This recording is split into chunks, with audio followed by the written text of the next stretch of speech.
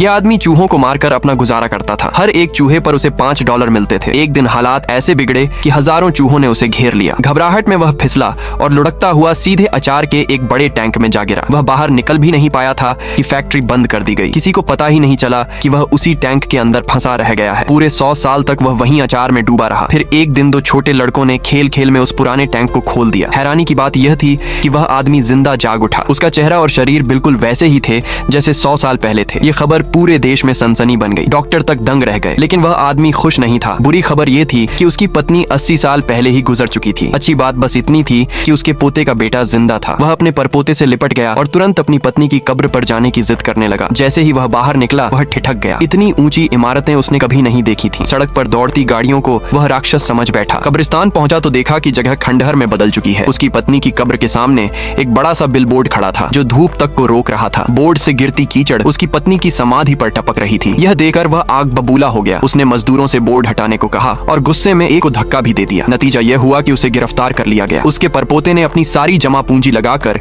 उसे जमानत पर छुड़ाया। यह अपमान वह सह नहीं पाया। उसने कसम खाई कि वह खुद वह बिलबोर्ड खरीदेगा और गिरा देगा। लेकिन उसकी जेब खाली थी। उसे बस एक ही हुनर आता था, अचार बनाना। वह दुकान पर खीरे खरीदने गया पर दाम सुनकर हैरान रह गया। खरीदना उसके बस में नहीं था। मजबूरी में उसने कूड़ेदान खंगालना शुरू किया। आखिर उसे एक्सपायर खीरे और नमक मिल गए। सड़क से चिपचिपी बोतलें भी उठा लाया। उसने खीरों को लंबी पट्टियों में काटा, बोतलों में भरा, ऊपर से नमक डाला और सारी बोतलें लाइन में सजा दी। फिर वह आसमान की तरफ देखने लगा ताकि मुफ्त की बारिश बोतलों को भर दे। जैसे ही बारिश हुई और पानी बोतलों में भर गया, उसका देसी अचार तैयार था। वह अपनी गाड़ी धकेलकर सड़क के बीच पहुंचा। बिना किसी मिलावट वाला यह अचार लोगों को तुरंत पसंद आ गया। जल्द ही उसके अचार की चर्चा हर जगह होने लगी। सोशल मीडिया के इन्फ्लुएंसर भी उसे छकने आ पहुंचे। देखते ही देखते वह इंटरनेट पर मशहूर हो गया। जब उसके परपोते ने यह सब देखा तो उसके मन में जलन पैदा हो गई। उसने स्वास्थ्य विभाग में शिकायत कर दी। नतीजा, उसका ठेला बंद कर दिया गया और उस पर भारी जुर्माना भी लगा। तभी उसके 2 वफादार ग्राहकों ने सलाह दी कि वह कॉलेज के छात्रों को काम सीखने के लिए रख ले। वे बिना वेतन काम कर सकते थे और उत्पादन को सही तरीके से संभाल सकते थे। उसने दर्जनों छात्रों को काम सीखने के लिए रख लिया, अचार बनाने की प्रक्रिया को व्यवस्थित किया और कानूनी तरीके से दुकान चलाने लगा। कुछ ही समय में उसका अचार फिर से मशहूर हो गया। वह रातों रात अमीर बन गया। कमाए हुए पैसों से उसने वही बिलबोर्ड खरीद लिया जो उसकी पत्नी की कब्र के सामने खड़ा था। उसने अपना वादा निभाया